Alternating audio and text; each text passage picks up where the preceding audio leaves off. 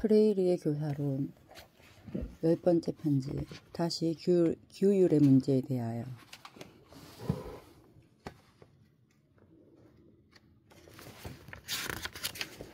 학습자들이 교육자들과 협력하며 지적 탐구를 스스로 규율하는 능력을 단련할 필요가 있다는 점에 대해서 이미 앞서 언급했지요.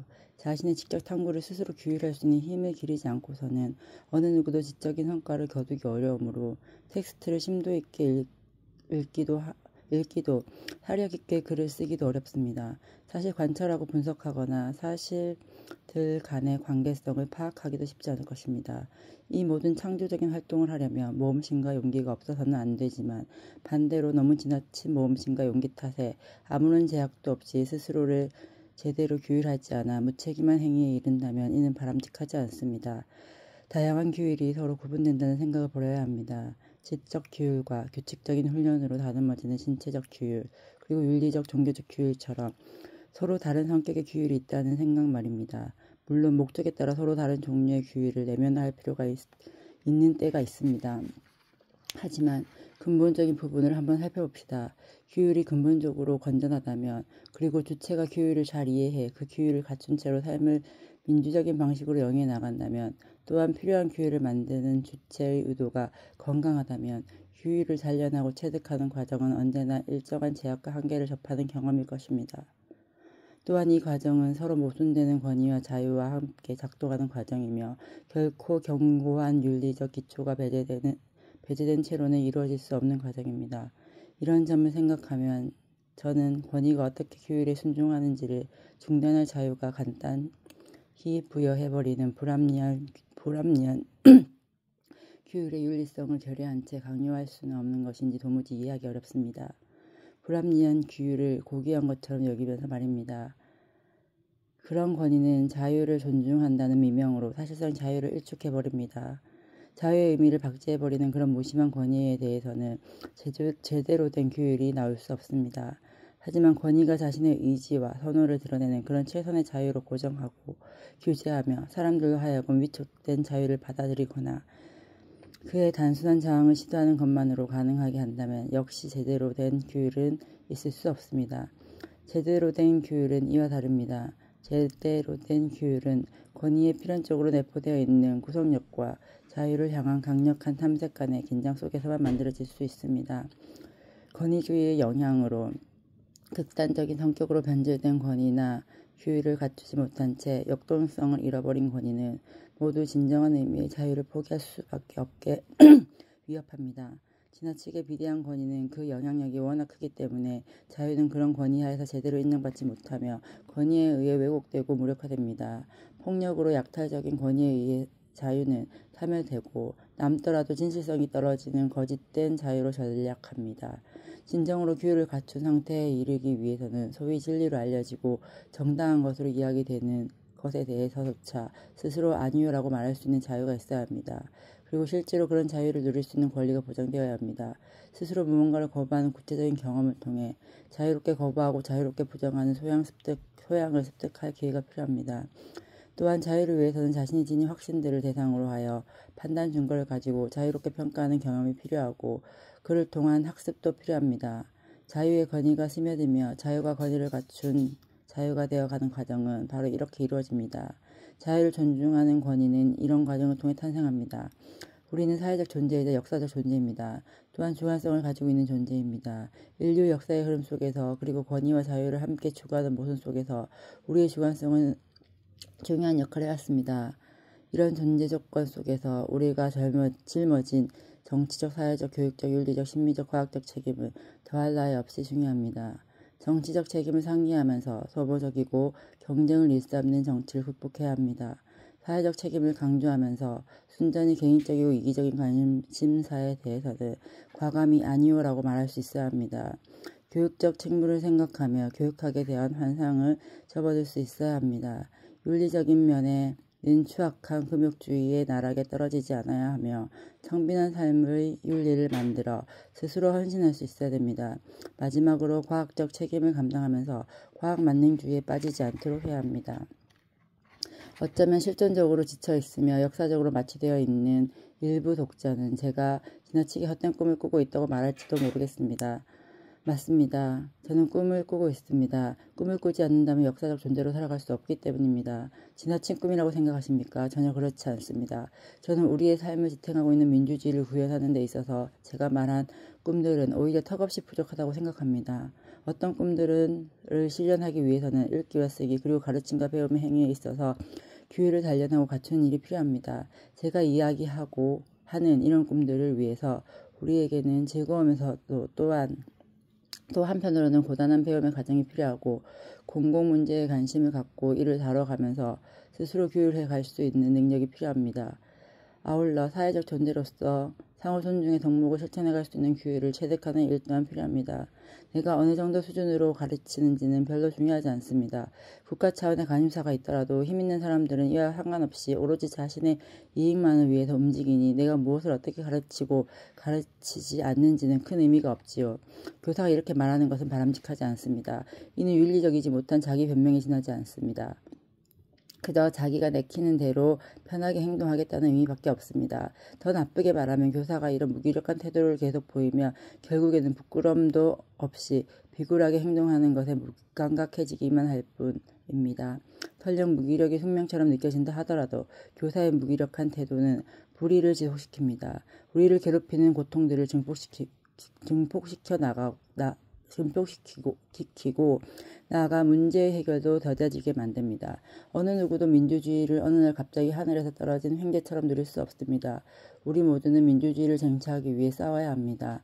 민주적 삶을 어렵게 만드는 여러 구속은 그저 차분히 인내하기만 하면 청산할 수 있는 그런 성격의 대상이 아닙니다. 오직 사람들이 비판적 의식을 높여 끊임없이 연대하고 부딪혀 이겨내려는 노력을 해감으로써 그 구속은 끊어질 수 있습니다. 특히 브라질이라는 국가가 세워진 이래로 자신이 계속해서 핍박받아 왔음을 느끼며 그 핍박과 차별에 대해 이미 잘 알고 있는 민주계급이야말로 민주주의를 쟁취할 수 있는 주체입니다. 말하자면 민중계급 속에 속한 사람들은 억눌려 있다는 막연한 느낌에 머무르지 않고 스스로가 그런 상태로 존재하는 그 존재의 이유를 분명히 인식하는 계기가 될 지식을 갖춰감으로써 주체로 거듭나게 됩니다. 하지만 존재의 이유를 감각하는 계기와 그러한 계기에 대해 비판적 이해에 있어서 직관적인 감각이나 감정 그리고 인지적 성찰은 서로 분리될 수 있는 것이 아님을 기억해 주시면 좋겠습니다. 이미 언급했던 것처럼 우리는 느끼는 감정 그리고 비판적 생각이 서로 명확히 구분되는 존재가 아니라 이 모두가 일체히 동원되어 총체의 자아로서 삶을 행하는 그런 존재이기 때문입니다. 행동하고 있는 민중, 조직화를 이루고 있는 민중, 비판적 의식을 가지고 있는 민중, 권위주의에 대항하여 민주적 태도와 소양을 심화하고 굳게 다져가고 있는 민중들 모두는 분명히 필수적 규율을 단련해 나가는 그 과정을 겪어내고 있습니다. 규율을 갖추지 않고서는 민주주의가 제대로 작동할 수 없습니다. 오늘날 브라질에서는 자유가 허용되지 않아서 규율을 발휘 못하는 상황과 권위가 제대로 서 있지 않아서 규율이 작동되지 않는 모습이 계속해서 번갈아 가고 있습니다. 사실 아직까지 우리는 가정에서도 학교에서도 거리에서도 그리고 대중교통을 이용하는 상황에서도 필요한 규율을 충분히 갖추고 있지 못합니다. 순전히 규율 부족으로 인해 주말만 되면 수많은 사건, 사고와 사망자가 발생하지요. 이러한 사건, 사고로 생겨나는 낭비와 환경적 재난은 정말 놀랄 만한 수준입니다. 타인을 충분히 존중하지 않는 현상이 계속해서 나타나는 것은 규율이 제대로 체득되지 않는 것과 마찬가지로 좋지 않은 징조입니다. 타인을 존중하지 않는다는 사실은 준법의식의 결여 상태, 이 땅에서 사람들이 희생되는 일이 여러 가지 이유로 계속되고 있지만 그에 대해서 아무도 책임지지 않으며 어떤 처벌이나 제재도 가하지 않는 그런 상태가 계속될 것임을 의미합니다. 자본주의 체제에 억눌린 채 착취당하는 민중계급은 사회적 규율, 정치 규율, 시민으로서의 규율을 갖춰나가야 합니다. 아울러 자신의 지적 역량을 배가하는 규율을 형성하기 위해 계속 노력해야 합니다. 이러한 규율은 순전한 부르주아식 자유민주주의를 넘어 마침내 자본주의에 내재되어 있는 불의와 무책임을 극복한 민주주의를 실현하는데 절대적으로 필요한 핵심 요소입니다. 규율을 단련하여 갖추고자 하는 일련의 노력은 우리 모두가 최선을 다해 나가야 할 과제입니다. 규율을 단련하는 과정은 학습자에게 지식을 전수해 주는 행위가 교육이라는 그런 생각으로 가르쳐서 될 일이 아닙니다. 이는 교육에 대한 잘못된 관점입니다. 분명히 교사는 가르쳐야 합니다. 가르침은 꼭 필요합니다. 그러나 가르침이란 지식을 전달하는 행위가 아닙니다. 가르치는 교사의 행위가 지식 전달과 같은 식으로 왜곡되지 않으려면 학습자들이 지식을 생산할 수 있는 바탕을 터득할 수 있게 하는 활동을 먼저 진행해야 합니다. 혹은 이를 병행해야 합니다. 학습자들을 생각하는 주체로 본다면, 즉 이들 역시도 교사처럼 스스로 생각하는 주체적 존재로 본다면 교육 장면에서 학습자는 학습 세상과 내용에 대한 의미와 지식을 독자적으로 구성하고 생산하는 능동적 역할을 충분히 해낼 수 있다고 보아야 합니다. 이런 논리에 따르면 가르침과 배움은 알매 과정인 동시에 알을 갱신해 나가는 과정입니다. 다시 말해 학습자와 교육자는 자신이 몰랐던 것들을 점차 알아나가며 자신이 알고 있는 것들을 새롭게 수정하고 보완해 갈 수 있습니다. 가르침과 배움을 이런 식으로 이해하고 실천하기 위해서 우리는 지금까지 이야기했던 그런 규율을 잘 갖추어야 합니다. 그리고 그 규율은 시민성을 형성하는 데 핵심이 되는 정치적 규율과 별개라고 할 수 없습니다. 그렇습니다. 시민성은 특히 다른 무엇과도 권위가 지배하며 인종, 성별, 계층에 따라 차별이 고착화되어 버린 지금 우리 사회에 있어서 시민성은 하나의 정치적 산물이자 만들어내야만 하는 일종의 결과물입니다. 시민성은 모두에게 인정되는 권리이자 평화적인 권리입니다. 그렇기 때문에 다양한 차별과 고통을 받는 사람은 시민성을 충분히 발휘하지 못하고 있는 셈입니다. 민주주의는 누구에게나 권리로서 개발되어야 할 시민성을 갖추기 위해 애쓰는 사람들에 의해서 실질적으로 성장할 수 있습니다. 시민성은 수많은 자유의 가능성을 내포합니다. 시민성은 일할 자유, 먹을 자유, 옷 입을 자유, 신을 자유, 집에서 잠잘 자유, 자신의 가족을 돌볼 자유, 사랑할 자유, 화를 낼 자유, 슬플 자유, 저항할 자유, 후원할 자유, 고동의 자유, 종교나 정치에 참여할 자유, 자신과 가족을 교육할 자유, 어떤 바다에서든지 수영할 자유 등을 인정하고 인정받는 것입니다. 시민성은 우연히 얻어지는 것이 아닙니다. 시민성은 부단한 노력과 투쟁의 과정 속에 만들어지는 산물입니다. 시민성은 헌신뿐만 아니라 명확한 정치적 태도와 일관성 그리고 결단력을 필요로 합니다. 그런 이유 때문에 제대로 된 민주주의 교육은 시민교육과 절대로 분리되어 이루어질 수 없습니다. 학생들의 피부색이나 성별, 계층에 상관없이 모든 학생을 존중하면 할수록 교사는 학생들에게 보다 많은 민주적 경험을 제공하게 될 것입니다.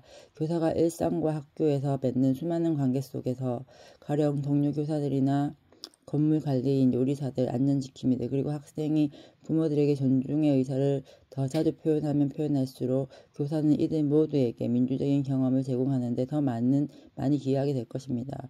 그리고 우리가 말하는 내용과 실제 행동의 차이를 줄여나가면 나아갈수록 민주적 경험을 제공하는 과정에서 큰 역할을 하는 존재가 될 것입니다.